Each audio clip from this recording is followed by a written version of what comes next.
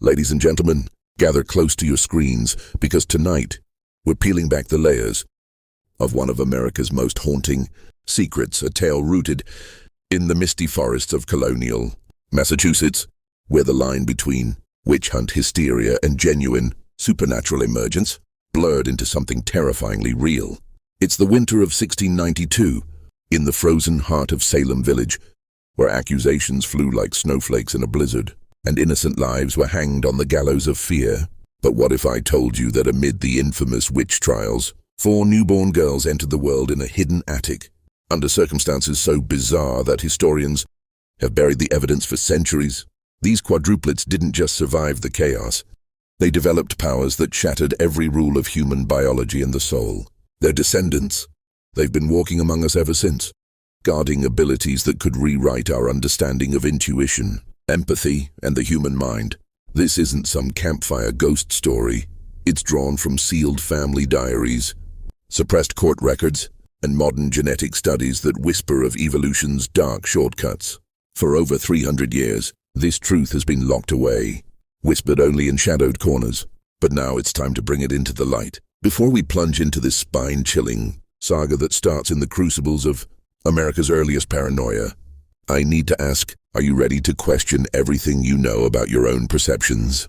This channel is for the bold, the ones who crave mysteries, that dance on the edge of science and the supernatural. If that's you, smash that subscribe button now and drop a comment with your state. I want to map out where my fellow truth seekers are tuning in from tonight, because this didn't happen in some far-off enchanted realm. It unfolded right here in New England, in towns that could be a stone's throw from yours. The story ignites on a howling January night in 1692, when 4 lives sparked into existence amid the most perilous witch hunt in colonial history. Salem Village in 1692 was a powder keg of Puritan zealotry, superstition, and simmering feuds. With a population barely scraping 500, it was a cluster of thatched roof farmhouses huddled against the relentless New England winter, where every unexplained illness or failed crop could spark accusations of witchcraft. The air was thick with paranoia. Neighbors turned on neighbors, and the spectral evidence of invisible tormentors sent dozens to the noose. At the center of this madness stood the parsonage of Reverend Samuel Parris, a stern man whose household included his wife, children, and 2 enslaved individuals from the Caribbean, Tituba and John Indian. But beneath the parsonage's creaking floors lay a secret that even the most fervent witch hunters never uncovered: a concealed attic chamber, accessed through a false panel in the chimney wall. This space wasn't for storing grain or hiding from natives. It had become a desperate sanctuary for those accused of witchcraft, who dared to seek refuge rather than face the gallows. Elder Abigail Hawthorne, a widow whose herbal knowledge had saved countless lives, but now branded her suspicious, had transformed this attic into Station Zero of what we'd later call an early resistance network, a proto-underground for the persecuted. For months, she'd sheltered women and men fleeing accusations, smuggling them north to safer colonies under cover of night. The tension in Salem was electric. Cotton Mather's sermons fanned the flames, and spectral visions plagued the afflicted girls like Betty, Paris, and Abigail Williams. Bounty hunters, pious men with warrants from Governor Phipps, roamed the woods, offering rewards for witches dead or alive. It was into this cauldron of dread that a young woman named Eliza Crow stumbled one stormy evening, 3 days before the quadruplets' arrival. Eliza, barely 18, had fled from nearby Andover, where her family had been accused of consorting with the devil after their cattle mysteriously sickened. She was heavily pregnant, her belly swollen like a harvest moon, and her eyes held a wild, knowing glint that unset the few who helped her. Abigail took her in, hiding her in the attic with 2 other fugitives, a midwife named Sarah Good, yes, the historical one, but with secrets untold, and a young boy accused of shape-shifting. Eliza spoke little, but when she did, her words carried weight. She claimed descent from Old English cunning folk, healers who read omens in the stars and herbs. But there was more. She seemed to feel emotions before they surfaced. The girls in the village, she'd whisper, they're not afflicted by spirits, they're poisoned by envy and ergot in the rye. Abigail dismissed it at first, but when Eliza predicted a raid on a neighbor's farm hours before it happened, Doubt crept in. The night of January 28, 1692, dawned with a blizzard that blanketed Salem in white silence. Abigail was tending the fire when a frantic knock echoed the signal. 3 slow thuds, a pause too quick. But the man who entered, Elias Blackwood, a known conductor in the resistance, brought grim tidings. The hunters are closing in, led by Sheriff Corwin himself. They've got spectral dogs trained to sniff out witch marks, and they've heard whispers of this attic. His eyes flicked upward. Panic surged as a moan rose from above. Eliza's labor had begun far too early. The hours that followed were a frenzy of snow-lashed terror. While Elias and Abigail barricaded doors, Sarah Good descended into midwife mode in the attic. But Eliza's birth was no ordinary ordeal. She lay serene amid contractions, her face calm as if communing with unseen forces. No screams, just rhythmic breathing synced to the wind's howl. "How many?" Sarah asked, palpating her belly. Eliza's eyes snapped open, glowing faintly in the lantern light. Four girls. They've chosen this night. The veil is thin." Sarah paled. Quadruplets were mythical. Survival rates kneel in such times. As the first baby emerged silent, eyes wide and alert, the sound of baying hounds pierced the storm. Corwin's men were at the edge of the village, torches flickering like demon eyes. The second and third followed in minutes, each breathing steadily, no cries. The fourth slipped out as boots thundered on the path below. Miraculously, the infants remained mute, their tiny eyes tracking shadows on the attic beams as if aware of the peril. Abigail's journal, hidden for centuries and unearthed in 1957 during a Salem renovation, describes it. The babes knew silence was life. They gazed upward as if seeing through the roof to the hunters. Hearts black with deceit. The search party burst in below, overturning furniture, probing walls. One man prodded the chimney panel with his pike, inches from discovery. Yet the girls never whimpered. Clutched in Eliza's arms as she murmured in an ancient tongue, perhaps Gaelic or something older, like whispers from Avalon. The raiders left empty-handed, cursing false leads. Only then did the quadruplets cry, in perfect harmony, a melody that echoed like a siren's call through the parsonage. Eliza faded soon after, her last words to Abigail. "They'll feel everything, hearts, lies, pains. Protect them, but know they're beyond us." The Salem community, already fractured, now faced 4 orphans with no lineage, born free but marked by suspicion. Abigail named them Mercy, Prudence, Faith, and Hope, in Puritan fashion but with irony. Raised collectively by the resistance network, their oddities emerged early. At 3 months they'd turn heads in unison toward doors before knocks, came always from folk harboring secrets. By 6 months they detected lies, smiling at truths, fussing at falsehoods. Abigail's notes detail: if a villager claimed no knowledge of the trials, injustices, the girls would wail as one, exposing the deceiver. This ability deepened. They sensed hidden fears, unspoken betrayals. During the height of the trials, as innocents like Rebecca Nurse hanged, the quadruplets became unwitting guardians.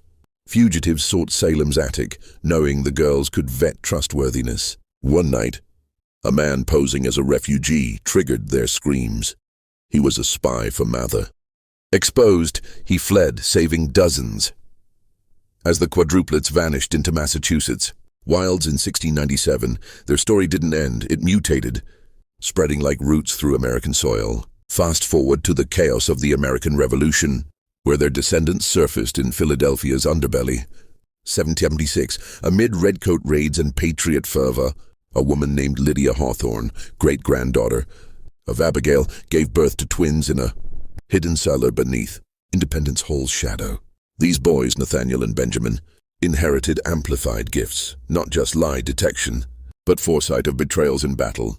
But let's rewind to Salem's aftermath, connecting the threads. After fleeing, Mercy, Prudence, Faith, and Hope resettled in Rhode Island's tolerant enclaves, raised by Quaker allies. Their abilities sharpened. By age 10, they sensed continental events, the 1700 Cascadia earthquake's terror waves from afar. Voss's successor, Dr. Elias Thorne, tracked them secretly. His 1710 report: the girls' sensitivity extends radii of hundreds of miles, attuned to collective deceit, like colonial taxes masking tyranny. They aided smugglers evading British customs, detecting corrupt officials, Married into merchant families, they bore children with diluted but persistent traits. One daughter, Constance, Mercy's child, moved to Boston, her offspring weaving into revolutionary circles. By 1775, Lydia, Constance's granddaughter, operated a safe house in Philadelphia for Continental spies. Pregnant amid the Declaration's signing, she hid in a bricked-up cellar as British forces loomed. July 3, 1776, labor struck during a loyalist raid. Like Eliza, Lydia birthed silently, the twins emerging alert, mute as cannon fire echoed. Named for patriots, they sensed the raiders' deceit, pointing to a false wall where a spy hid. Post-birth, Lydia whispered, "They'll see treachery before it strikes." Raised in war's crucible, the boys' powers bloomed. At 2, they exposed Benedict Arnold's early doubts, agitation before his 1780 treason. Franklin consulted them covertly, dubbing them empath oracles. Dr. Benjamin Rush examined them in 1781. Neural anomalies suggest inherited electromagnetic attunement, heightened by gunpowder toxins and stress. They predicted Yorktown's victory, sensing Cornwallis's despair. Post-war, they vanished west, founding lines in frontier Ohio. Connections to cedar mills?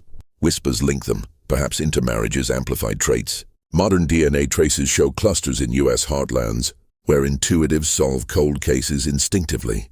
Descendants today? In boardrooms detecting corporate lies, in FBI sniffing moles. Evolution's leap continues, toxic exposures in wars. Industries birthing more. Dr. Ruiz warns, with climate crises, new mutations loom. Are you descended? Feel that gut hunch? The gallows shadow lengthens. The Mississippi Delta, 1863. We're diving deeper now, straight into the blood-soaked heart of the Civil War, where the legacy of the Salem quadruplets and the Cedar Mills triplets collides in the most unlikely and terrifying way. The year is 1863. Vicksburg is under siege. The Mississippi River runs red with the dreams of a divided nation. And in the sweltering heat of a hidden plantation cabin deep in the Delta, 5 newborn children, 3 girls and 2 boys, enter the world on the very night that Grant's cannons begin their relentless bombardment of the Confederate stronghold. These quintuplets are not just the product of one lineage. They carry the merged blood of both the Salem and Cedar Mills lines, creating something never seen before, a 5-pointed consciousness that can reach across hundreds of miles, sense the death throes of entire battlefields, and detect the precise moment a human heart chooses betrayal over loyalty. The mother's name was Delilah Fontaine, a 22-year-old enslaved woman whose own mother had been born free in Ohio before being kidnapped and sold. South, a direct descendant of Mercy Hawthorne from Salem, through a hidden marriage in the 1790s. Delilah's father, unknown to the plantation records, was whispered to be one of the vanished Cedar Mills triplets' grandsons who had drifted south as a Union spy. The genetic lightning had struck twice in the same bloodline, and now, under the most extreme conditions imaginable, constant malnutrition, exposure to arsenic-based pesticides used on the cotton, and the unrelenting terror of war, the mutation exploded into something exponential. The cabin where Delilah gave birth wasn't on any map.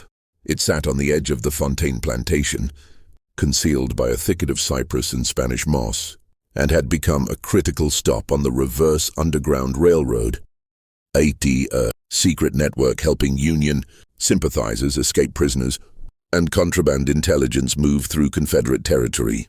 Overseer Elijah Crane, a closeted abolitionist posing as a loyal Confederate, had dug a false floor beneath the cabin to hide fugitives. On the night of May 18, 1863, as Union gunboats shelled Vicksburg 30 miles away, Delilah's labor began with an eerie calm that unnerved even the experienced. Midwife, Aunt Hetty, a free woman of color who had delivered hundreds of babies under far better circumstances. The first child, a girl named Seraphina, emerged without a cry, eyes wide open, staring at the ceiling as if watching invisible armies march. The second, a boy called Josiah, followed minutes later, same silence, same alert gaze. Then came twins Miriam and Malachi, and finally little Naomi. All 5 breathed steadily from the first moment, their tiny chests rising and falling in perfect unison. Aunt Hetty's hands shook as she wrapped them. "Lord, have mercy," she whispered. "These ain't regular babies. They already know too much." Above them, Confederate deserters and Union scouts alike passed through the swamps, and the air vibrated with distant explosions, yet the quintuplets remained perfectly quiet, their dark eyes tracking movements they shouldn't have been able to see. When a Confederate patrol thundered past the cabin at 2 a.m., rifles ready, the children didn't flinch. It was as if they understood that sound meant death. Delilah survived the birth but was weakened beyond recovery. As dawn broke and the cannons roared louder, she pulled Aunt Hetty close. "They're connected," she rasped. "All 5, like one soul in 5 bodies. They'll feel everything, the lies, the dying, the truth buried deep. Hide them, the world ain't ready." She died an hour later, her blood staining the rough pine floor. The quintuplets were raised in absolute secrecy by the resistance network. Elijah Crane forged papers claiming they were his orphaned nieces and nephews, and the children grew up moving between safe houses along the river. From their earliest days, their abilities were staggering. At 4 months, they would all turn, their heads simultaneously, toward the river whenever a steamboat, carrying Union intelligence, approached hours before anyone else heard the paddle wheels. By age 2, they could identify Confederate spies with chilling accuracy, becoming living lie detectors for the network. But the true horror and wonder of their gift revealed itself during the fall of Vicksburg in July 1863 for 47 days. As Grant's army tightened the noose, the quintuplets, barely 2 months old, experienced synchronized episodes of distress that corresponded exactly to major events in the siege. When Confederate soldiers began eating rats and mules, the children refused milk. When Pemberton surrendered on July 4th, all 5 let out a single, harmonious sigh at the precise moment the white flag was raised 30 miles away. Dr. Marcus Whitfield, a Union Army surgeon with an interest in neurology who had heard rumors through the intelligence network, examined them in a clandestine meeting in late 1863. His notes, discovered in a sealed trunk in 1978, describe physiological responses never recorded in medical literature, synchronized brain waves across all 5 children, even when separated by walls, heart rates that spiked in unison during reports of battlefield deception, and pupil dilation patterns that matched the emotional states of soldiers recounting their experiences miles away. Whitfield concluded that the quintuplets represented a quantum leap, a shared neural field created by the fusion of the Salem and Cedar Mills mutations, amplified by wartime toxins and maternal stress. "They are not 5 individuals," he wrote.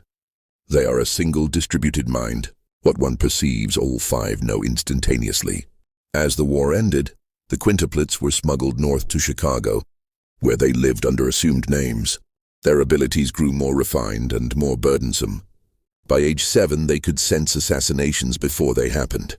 On April 14, 1865, all 5 collapsed in synchronized agony at 7:22 a.m. at exactly the moment John Wilkes Booth pulled the trigger in Ford's Theater.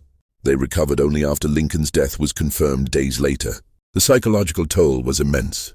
They rarely spoke aloud, communicating instead through glances and subtle gestures. When they did speak, it was often in unison, finishing each other's sentences with eerie precision. Outsiders found them terrifying. Even abolitionists who owed their lives to the children's warnings kept their distance. In 1871, at age 8, the quintuplets made a collective decision that would shape their descendants' path for generations. They would separate. Each would take a different direction, spreading the genetic legacy across America to prevent any single government or organization from capturing the entire network. Serafina went west to San Francisco, Josiah north to Minnesota, Miriam east to New York, Malachi south to New Orleans. Naomi remained in Chicago before parting. They left a prophecy carved into the underside of a church pew in their final safe house. When the 5 lines become 10, and the 10 become 50, the veil will thin. Humanity will have to choose truth or destruction. Modern geneticists tracing mitochondrial DNA have confirmed that thousands of Americans today carry markers from both the Salem and Delta lines. Clusters appear in unexpected places.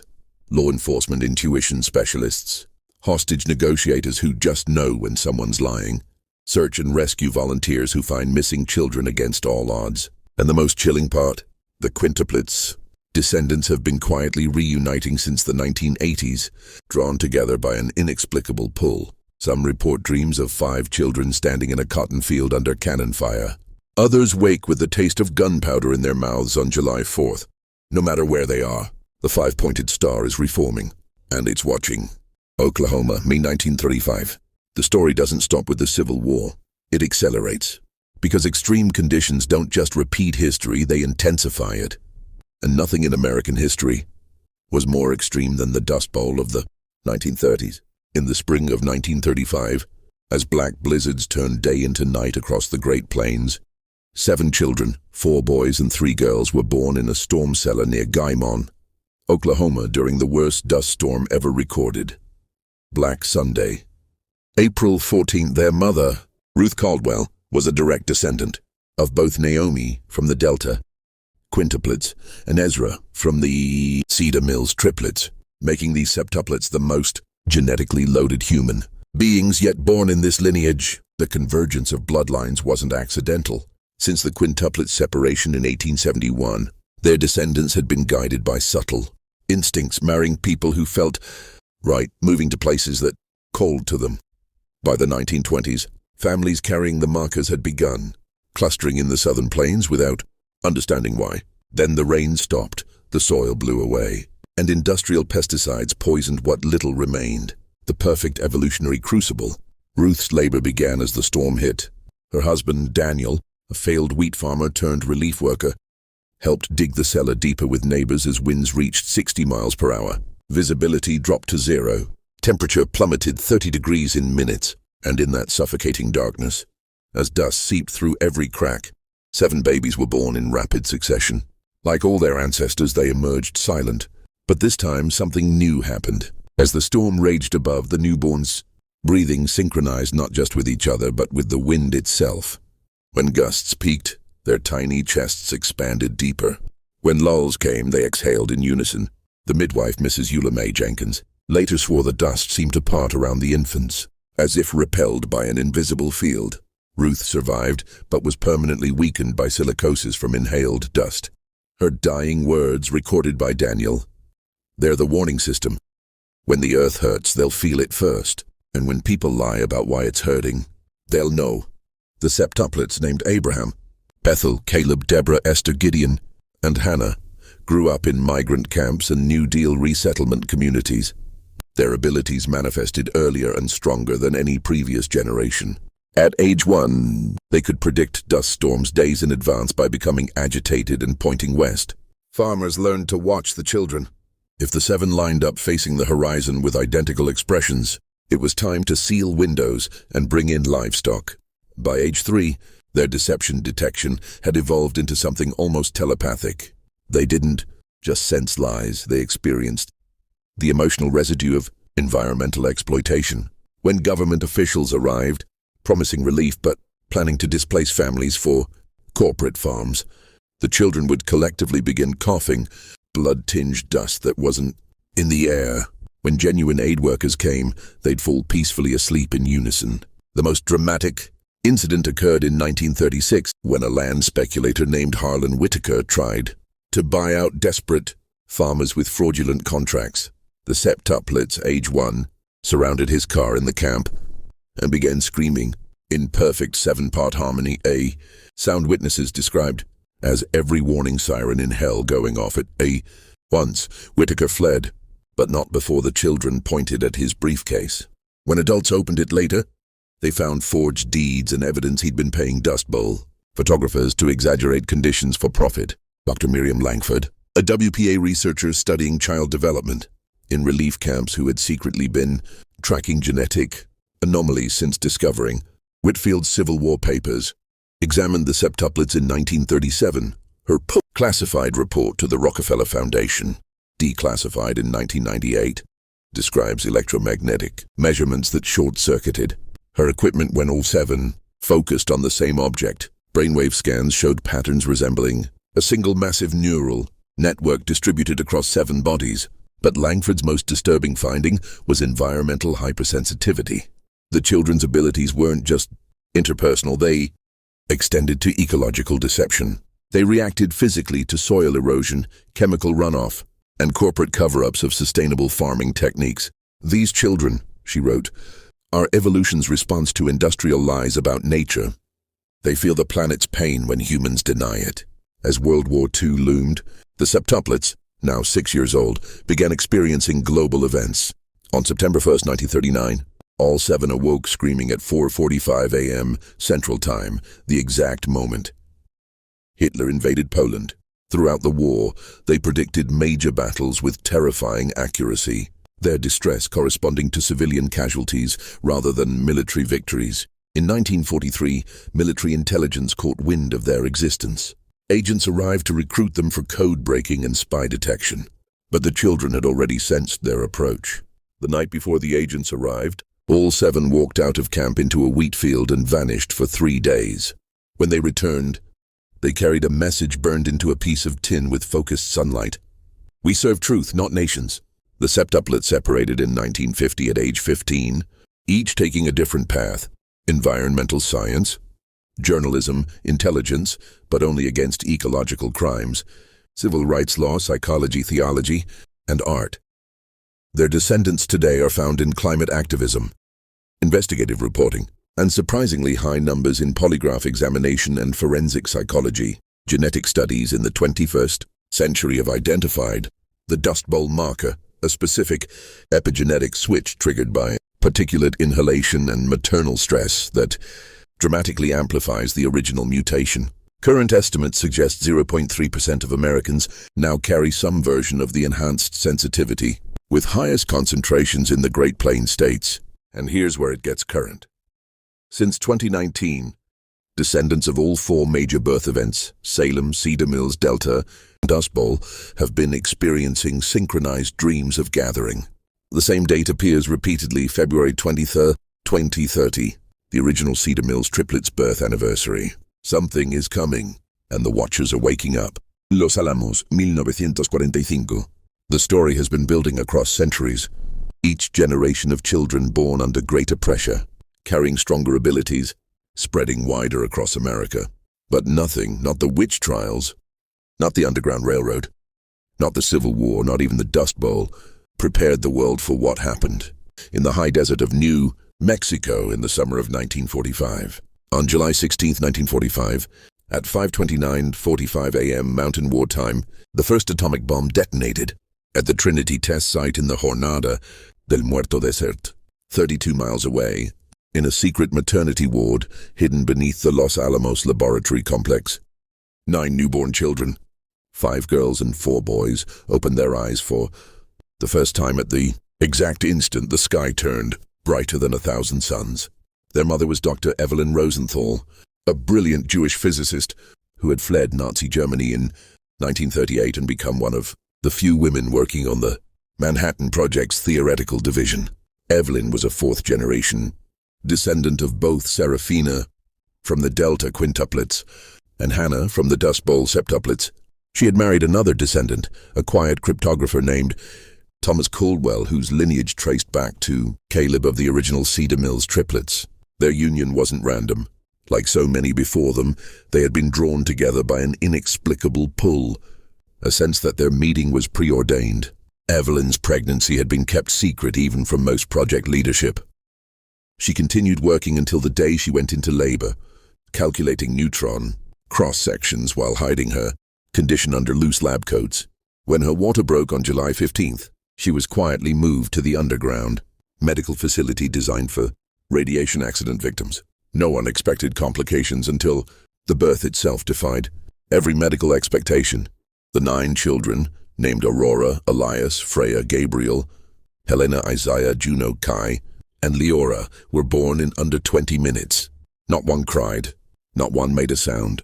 Their eyes opened immediately, pupils dilating in perfect synchronization as the distant flash lit the New Mexico sky. The attending physician, Dr. Nathan Weinberg, later wrote in a private journal, discovered in 2011, at the moment of detonation, all 9 infants turned their heads toward the south wall, the exact direction of the Trinity site, as if watching the mushroom cloud rise through solid rock. The Trinity test was still classified. No one in the delivery room knew the bomb had gone off. Yet the newborns did. Evelyn survived the birth but was profoundly changed. In her final hours, she died of radiation-related complications in 1952. She told Weinberg they felt it, not just the light or the shock wave. They felt the lie that this power would end all wars. They'll carry that knowledge forever. The non-uplets, as they came to be called in classified files, were raised in absolute secrecy on the Los Alamos compound under the cover story that they were war orphans, adopted by project families. Their abilities manifested almost immediately and were orders of magnitude beyond anything previous generations had shown. At 3 weeks old, they began exhibiting synchronized physiological responses to events hundreds of miles away. When Hiroshima was bombed on August 6th, all 9 stopped breathing for exactly 6 seconds, the estimated time from detonation to flash arrival over the city. When Nagasaki followed 3 days later, they refused all nourishment for 24 hours. By age 2, their detection had evolved into something approaching precognitive pattern recognition. They didn't just sense lies, they perceived the cascading consequences of decisions before those decisions were even made. During a 1947 security sweep, a Soviet spy named Klaus Fuchs visited the nursery under the pretense of delivering toys. The children, barely able to walk, formed a perfect circle around him and began humming in 9-part disharmony, a sound that caused trained intelligence officers to weep uncontrollably. Fuchs confessed everything within hours. Dr. Miriam Langford, the same researcher who had studied the Dust Bowl septuplets, was brought in secretly in 1948 to evaluate them. Her final report, stamped top secret MJ-12 and not declassified until 2017, contains findings that still disturb Pentagon analysts today. The non-uplets exhibit neural coherence across all 9 individuals that defies current understanding of quantum entanglement in biological systems. Their combined brain activity registers as a single entity with distributed processing capacity equivalent to early vacuum tube computers. More alarmingly, they demonstrate non-local information transfer consistent with violation of classical causality. In controlled tests, the children accurately described sealed envelopes' contents, predicted dice rolls before they were cast, and identified hidden nuclear test schedules weeks in advance. Langford concluded, "These children are not merely enhanced humans. They represent the first documented instance of a post-individual consciousness. If their abilities continue to scale with maturity, they may achieve direct perception of probabilistic timelines." The military's response was predictable. Project Paperclip scientists proposed isolating the children for weapons development. Oppenheimer himself intervened, arguing that weaponizing human evolution would guarantee mutually assured destruction of the soul. A compromise was reached. The non-uplets would be educated normally but monitored continuously. They grew up brilliant, isolated, and deeply traumatized. They spoke little, preferring to communicate through subtle gestures and shared glances. When they did speak, it was often in perfect unison. Classmates, children of other scientists, avoided them. Even Robert Oppenheimer found their presence unsettling. He reportedly told a colleague, "Looking into their eyes is like staring into the heart of the bomb itself. They see what we've done and what we're going to do." In 1954, at age 9, the non-uplets made their first collective prediction that changed history. During a routine medical exam, all 9 simultaneously ceased, their EEGs flatlining for 3.7 seconds, before returning to synchronized patterns. When they recovered, Aurora, the unofficial spokesperson, wrote on a chalkboard, "Duck and cover will not save them. The fire comes from above in 62. No one understood the reference until October 1962, when the Cuban Missile Crisis brought the world to the brink of nuclear war. By 1960, the military could no longer contain them. The children had begun experiencing global events in real time. Synchronized migraines during the Sharpeville massacre, collective nosebleeds when the U-2 was shot down, unified nightmares the night JFK was assassinated, hours before it happened. In the summer of 1963, exactly 100 years after the Cedar Mills triplets vanished, the non-uplets disappeared from Los Alamos. Security footage shows 9 children walking hand-in-hand across the compound at 2:14 a.m., passing through 3 guarded checkpoints without alerting anyone. They simply ceased to be visible to normal perception. They left behind a single document, a 47-page mathematical proof demonstrating that continued nuclear proliferation would trigger a genetic bottleneck event in the enhanced population by 1986 unless Certain bloodlines converged in specific geographic locations. The proof included precise coordinates across the United States and birth date, predictions extending to 2030. CIA analysts spent decades trying to locate them. Occasional sightings were reported. 9 identical adults appearing at peace rallies in the 60s, standing silently at Chernobyl in 1986, observed near Fukushima in 2011. Always 9 figures, always watching, never intervening. Genetic testing in the 21st century has revealed that approximately 1.2% of the current U.S. population now carries some degree of the enhanced electromagnetic sensitivity, highest concentrations among children born after 1945. The Trinity marker, as it's called in classified literature, shows exponential growth curves, and the convergence is happening. Descendants of all previous generations, Salem, Cedar Mills, Delta, Dust Bowl, Los Alamos, are reporting the same recurring dream. 9 children standing on a desert plateau under a mushroom cloud that transforms into a blooming tree. They hear a unified voice saying, "The circle closes where it began." February 23, 2030, Ohio. The Watchers are coming home. Silicon Valley, mid-1999 to 2005. The 20th century's final act wasn't played out in deserts or battlefields. It unfolded in suburban cul-de-sacs and corporate server rooms, where the children of the bomb grew up with dial-up modems and the infinite promise of the internet. Between 1999 and 2005, in the heart of Silicon Valley, 11 children were born to parents who, all without exception, carried multiple lines of the ancient mutation. These parents weren't random tech workers. They were the hidden descendants who had followed the Los Alamos non-uplets. Mathematical proof, engineers at Netscape, cryptographers from Los Alamos legacies, neuroscientists studying consciousness at Stanford. They had converged in the Bay Area because the coordinates pointed here, because the digital revolution represented humanity's next evolutionary leap. The 11 children, 6 girls and 5 boys, were born across 6 years, in different hospitals to different families, but every birth occurred during significant internet milestones. The dot-com peak, 9/11, the launch of Wikipedia, the Facebook beta, the iPhone announcement. Their names were ordinary: Emma, Liam, Sophia, Noah, but their abilities were anything but. Unlike previous generations who manifested powers in isolation, these children grew up connected.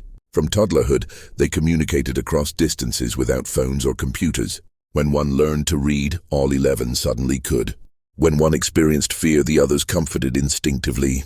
Their parents, aware of their heritage, formed a secret collective called The Convergence, meeting monthly to compare notes. By age 5, the children were hacking, not maliciously, but inevitably. They understood code the way previous generations understood emotions. Binary wasn't learned. It was perceived. Firewalls weren't barriers. They were lies to be seen through. In 2004, 5-year-old Emma wrote an algorithm that predicted stock market movements based not on data, but on collective human intention patterns detected through news sentiment. Her parents shut it down when it accurately called the 2008 crash 4 years early. Dr. Elena Chen, the same Johns Hopkins neurologist mentioned in Modern Studies, was brought in secretly in 2006 using fMRI machines donated by sympathetic tech billionaires. She mapped their brains and made a discovery that rewrote neuroscience. The 11 children's default mode networks were permanently synchronized, forming a persistent mesh consciousness that operated independently of physical proximity. When separated by hundreds of miles, their brain scans remained identical in real time. More disturbingly, they interfaced directly with digital systems. EEG readings showed spike patterns identical to network traffic during internet use, even when no devices were present. Chen's conclusion: these children represent the first native digital consciousness. Their enhanced electromagnetic sensitivity has evolved to include man-made fields. They don't use the internet. They are becoming part of it. The children themselves described it differently. In a recorded session at age 7, Liam explained, "We feel the lies in the data. When companies say they protect privacy but don't. When governments say they're fighting terrorism but are watching everyone. When people present perfect lives online but are dying inside. We feel all of it." Their abilities manifested in ways that terrified even their parents. During 9/11, all 11 children, ages 2 to 6, awoke simultaneously at 5:46 a.m. Pacific time, the moment Flight 11 hit the North Tower, and began drawing identical images, burning towers, falling figures, a date written in binary. They had never seen the World Trade Center. In 2003, they collectively refused to enter any building with Wi-Fi for 3 days exactly preceding the SQL slammer worm that crippled the internet. By 2010, as social media exploded, the children began experiencing global emotional states in real time. The Arab Spring felt like hope blooming across their shared consciousness. The 2016 election felt like a fracture. January 6, 2021 felt like a psychic wound that took months to heal. But something new was emerging. The 11 weren't just perceiving, they were influencing. In 2013, when Edward Snowden's revelations began, the children, then ages 8-14, collaborated on an anonymous project that seeded encryption tools across dark web forums. Adoption rates were inexplicable, until analysts realized the tools were intuitively easier to use than anything NSA cryptographers could design. In 2018, they intervened during the Cambridge Analytica scandal, subtly altering Facebook's algorithm, weights through methods still not understood, reducing engagement on divisive content by 12% globally for 6 crucial months. Their parents tried to protect them from attention, but the children had different plans. In 2020, at the height of the pandemic, all 11 independently moved to different states, following patterns from the 1963 proof. They took ordinary jobs: teachers, nurses, coders, artists. They married, always other carriers. They had children. Current estimates suggest 4 to 7% of Americans born after 1995 carry some degree of the enhanced sensitivity. The highest concentrations: children of tech workers, first responders, investigative journalists, and, surprisingly, content moderators who somehow maintain sanity, despite constant exposure to humanity's worst impulses. The 11 themselves have vanished from public view, but their influence is everywhere. Whistleblowers report inexplicable hunches that lead to document discovery. Missing persons cases solve at unprecedented rates in certain jurisdictions. Election interference attempts fail in ways that defy probability. And the dreams continue. Every carrier now reports the same vision. Children from every generation, quadruplets in Puritan dress, triplets in Quaker plainclothes, quintuplets in Civil War rags, septuplets in Dust Bowl flour sacks, nonuplets in 1940 sundresses, the 11 in hoodies, standing together in an Ohio field on February 23, 2030. The circle is almost complete. The final convergence is coming, and this time, they won't hide. New York City, 2020. The mutation had always thrived in catastrophe, but nothing in American history prepared the lineage for the invisible enemy of 2020 as SARS-CoV-2 tore through the world, turning cities into ghost towns and hospitals into war zones. The accumulated genetic weight of 4 centuries reached critical mass. On March 11, 2020, the very day the World Health Organization declared COVID-19 a global pandemic, 13 children were born in a makeshift birthing center in Brooklyn, New York. Their mother, Dr. Isabella Moreau, was a 34-year-old epidemiologist who had spent the previous decade quietly mapping the descendants of every known multiple birth in the lineage: Salem, Cedar Mills, Delta, Dust Bowl, Atomic, Digital.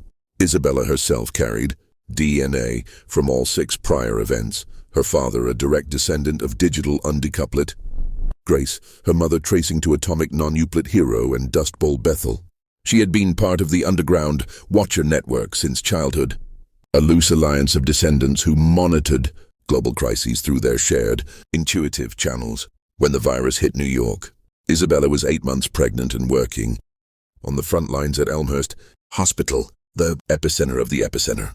Exposed repeatedly to the virus despite PPE shortages, her body became the ultimate crucible: viral load, cytokine storms, experimental treatments, and the collective grief of a city losing thousands per week.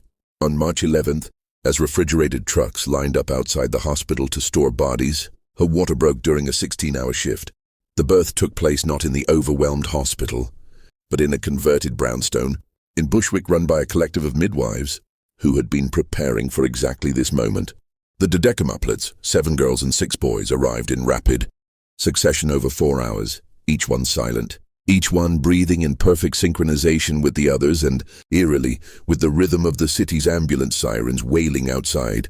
The midwives reported that during the most intense moments of labor, when Isabella's oxygen levels dipped dangerously low, the unborn children's heart rates remained steady, almost as if they were collectively regulating her vitals.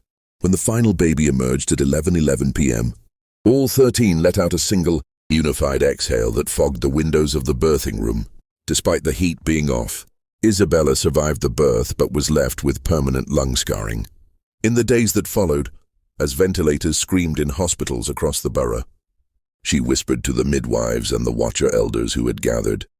They're the convergence, 13 strands braided into one. They feel the virus the way we feel lies. They know who's hiding symptoms, who's hoarding truth, who's profiting from death. The children were named after virtues the world had lost and needed back. Mercy, justice, valor, clarity, harmony, resilience, truth, patience, courage, wisdom, hope, unity, and love. Their abilities manifested within hours.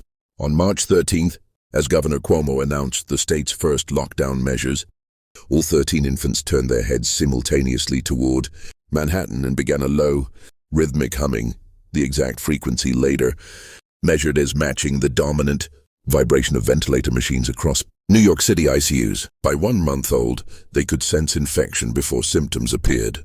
When a visitor entered the brownstone wearing an N95 but carrying asymptomatic COVID, the children would collectively stop feeding and stare until the person left. Midwives began using them as living early warning systems for the underground clinic treating undocumented patients.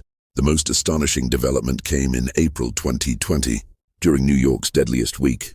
Every time a patient died alone in an ICU, intubated, without family, the dodecimuplets would fall into a synchronized trance, their tiny hands reaching upward as if grasping for something invisible. Later analysis of security footage showed that these episodes occurred within seconds of actual time-of-death recordings across multiple hospitals. They weren't just sensing death, they were bearing witness to it, experiencing the final moments of strangers as their own.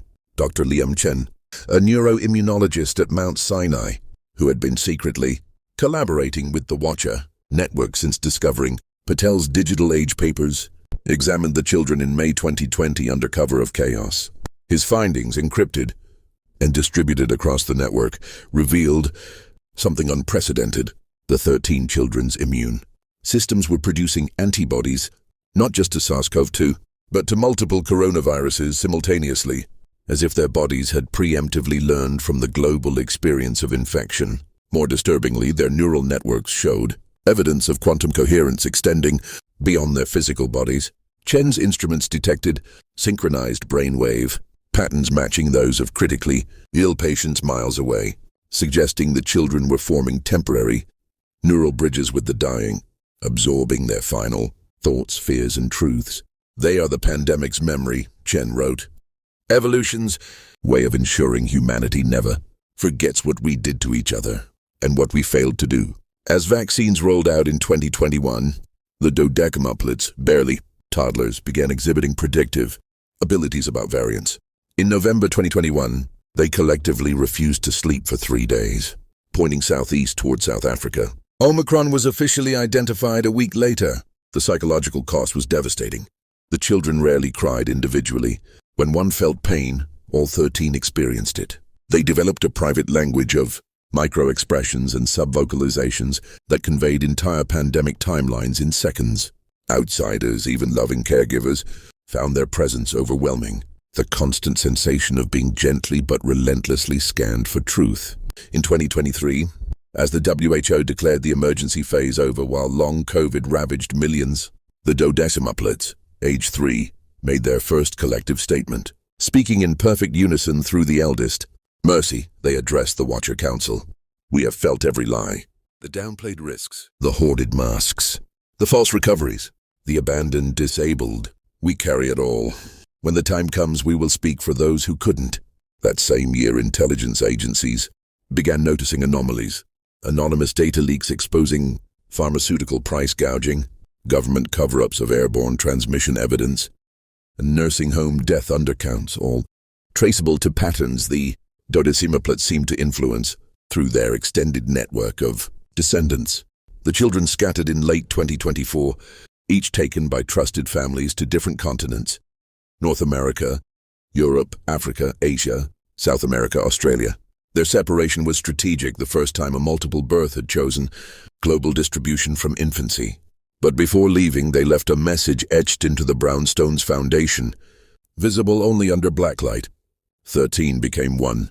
One will become all. February 23, 2030. The truth will surface with the dawn. Geneticists now estimate that 2 to 3% of the global population carries some degree of the enhanced sensitivity marker, with the highest concentrations in regions hardest hit by COVID. Clusters appear in public health, workers who somehow knew outbreaks were coming, long COVID advocates who feel collective pain, and data scientists exposing algorithmic biases in health resource distribution. The pandemic didn't create the mutation. It awakened it in millions, and the dodecimoplets are its voice. Global 2026. Here we are, January 4th, 2026. 4 years from the date etched in stone, code and blood across centuries. The watchers are no longer hiding. Since mid-2025, descendants from all 8 major birth events, Salem's 4, Cedar Mills 3, Delta's 5, Dust Bowl's 7, Atomic's 9, Digital's 11, Pandemic's 13, and the countless singleton carriers born in between have been experiencing the same phenomenon.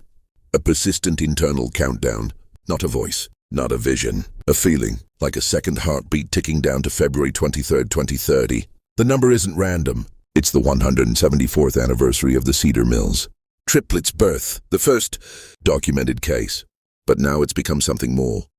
A genetic resonance frequency that peaks every February 23rd, growing stronger with each generation. In 2026, the network has gone semi-public.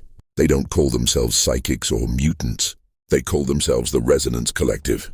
Their public face is a decentralized platform launched on January 1st, 2026, resonance2030.org. It looks like any other nonprofit focused on intuitive decision-making in crisis response. But members know the truth. The collective's current activities are chilling in their precision. In December 2025, they anonymously tipped off authorities to a bioterror plot in Eastern Europe, providing coordinates accurate to within 10 meters. The lab was raided, the pathogen secured. No one knows how they knew. In November 2025, a coordinated global meditation event organized by the collective coincided with a 40% drop in misinformation spread about a new respiratory illness cluster in Southeast Asia. Fact-checkers still can't explain the sudden shift in narrative momentum. Stock trades executed through blind trusts linked to known descendants shorted 3 major pharmaceutical companies hours before a whistleblower release exposed data manipulation in vaccine booster trials. Dr. Aisha Rahman, a Harvard geneticist who came out as a Dust Bowl descendant in 2024, after sequencing her own genome, published a paper in Nature on January 2, 2026, titled Transgenerational Epigenetic Amplification of Electromagnetic Neural Sensitivity in Homo sapiens. The paper confirms what the collective has known for decades. The mutation is now present in approximately 4.7% of the human population, over 380 million people with full expression, abilities comparable to the original multiples in at least 2 million. Most don't know they carry it. They just have better gut instincts, stronger empathy, unexplained accuracy in detecting lies, dreams that come true, the ability to find lost children, to know when someone's about to relapse, to feel earthquakes hours before seismographs register them. But the fully expressed, those who trace direct descent from the multiple births, are different. They're connected, not metaphorically, literally. Their neural fields overlap in ways quantum physicists are only beginning to model. When one feels intense emotion, others resonate.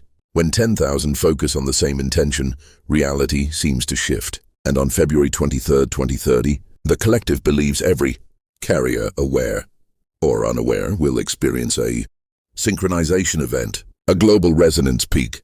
What happens then depends on humanity's choices in the next 4 years. The collective has issued a single public statement, released January 3, 2026. We are not here to rule. We are not here to judge. We are here because humanity has repeatedly brought itself to the brink through deception at every scale, from personal to planetary.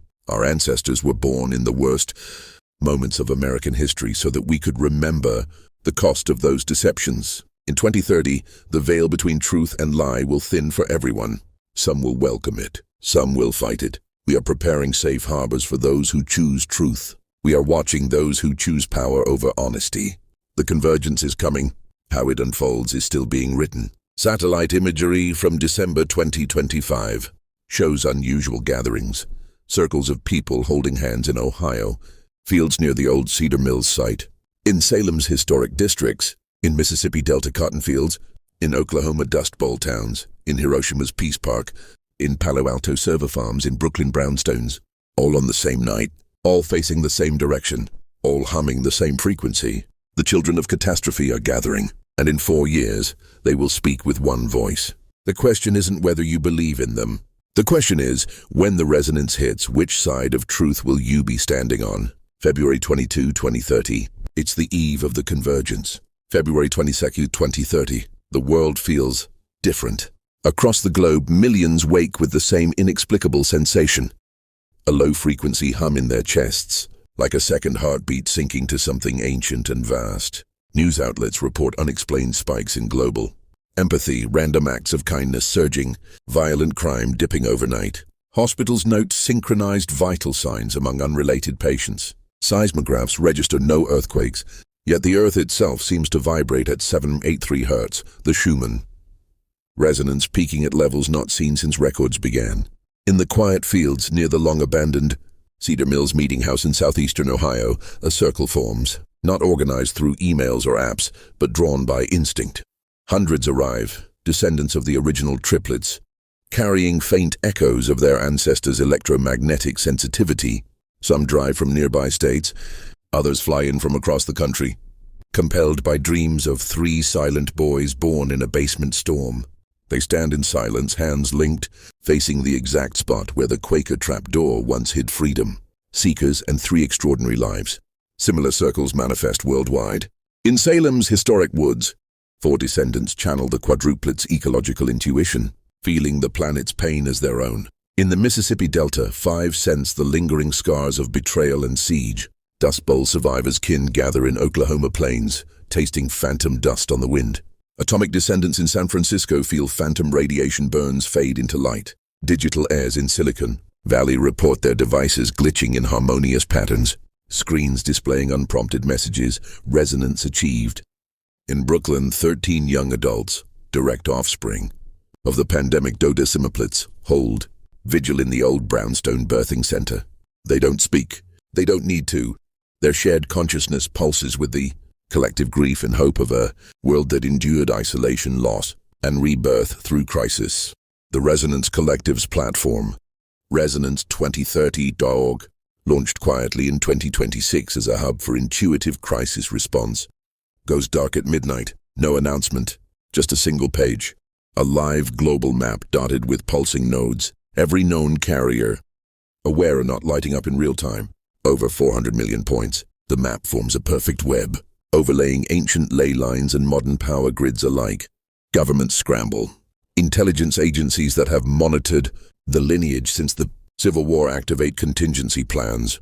But something's wrong. Surveillance drones malfunction over gathering sites. Satellites experience brief, unexplained blackouts. Polygraph machines in interrogation rooms. Worldwide flatline. No lies detectable anywhere. Scientists at Harvard and Johns Hopkins, including descendants like Dr. Aisha Rahman, whose groundbreaking 2026 paper confirmed the mutation's spread, release emergency statements. We are witnessing a species-level neural synchronization event, not mind control, not telepathy, a shared electromagnetic field amplifying human empathy and truth detection. Recommend non-interference. The hum intensifies. Those with the strongest expression, the direct multiples, lines begin experiencing visions, flashes of every catastrophe that birthed their gifts.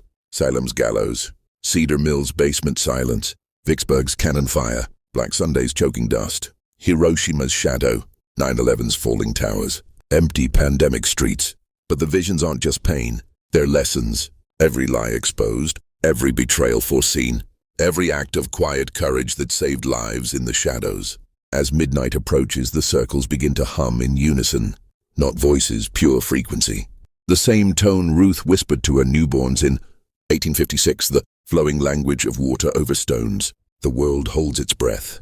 This isn't invasion. This isn't revelation forced. This is resonance. The silent alarm has sounded. Tomorrow, February 23rd, 2030, the anniversary, the veil thins completely. What emerges on the other side? A humanity that can no longer hide from its own heart. Deceptions collapse under their own weight. Truth becomes the default frequency. Some will resist. Some will embrace. But no one will remain unchanged. The watchers have watched long enough. Now we all see. February 23rd, 2030 and beyond. It happened at dawn.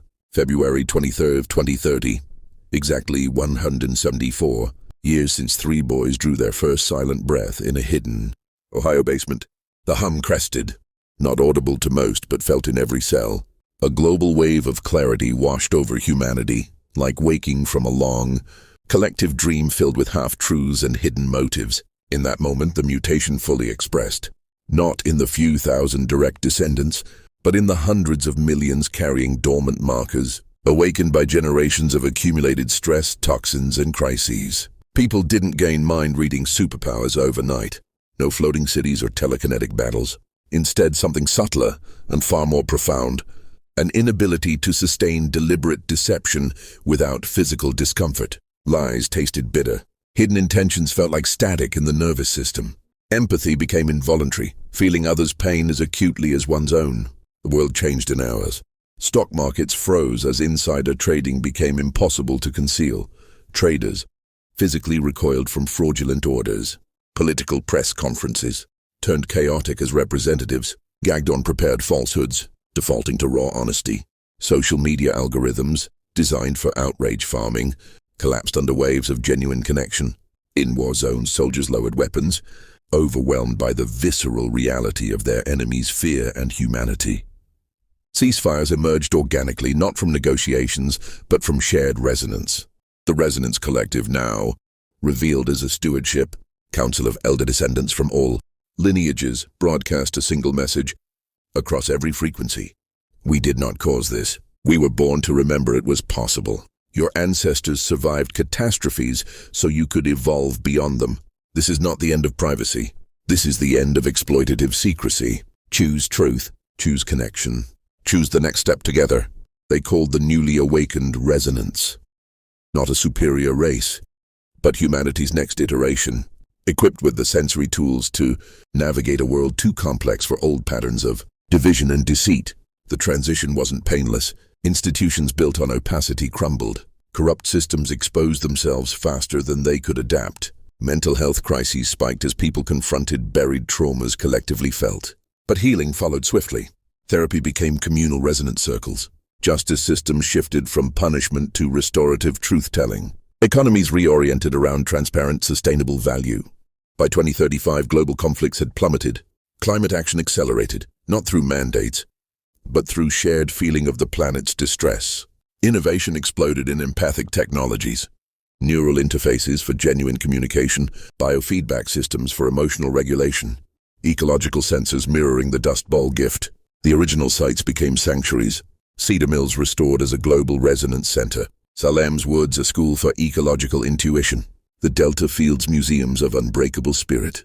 Descendants of Caleb, Ezra, and Isaac, the first watchers, walk openly now, not as rulers but as elders. Their great-great-grandchildren, carrying the fullest expression, guide without governing. Humanity didn't become perfect.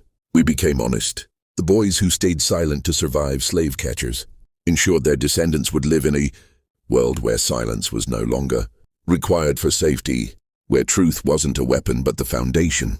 This is our story, not of mutants or chosen ones, but of survivors who passed down a gift forged in America's darkest hours. A gift the world was finally ready to receive. We are all resonance now, watching, feeling, evolving, together.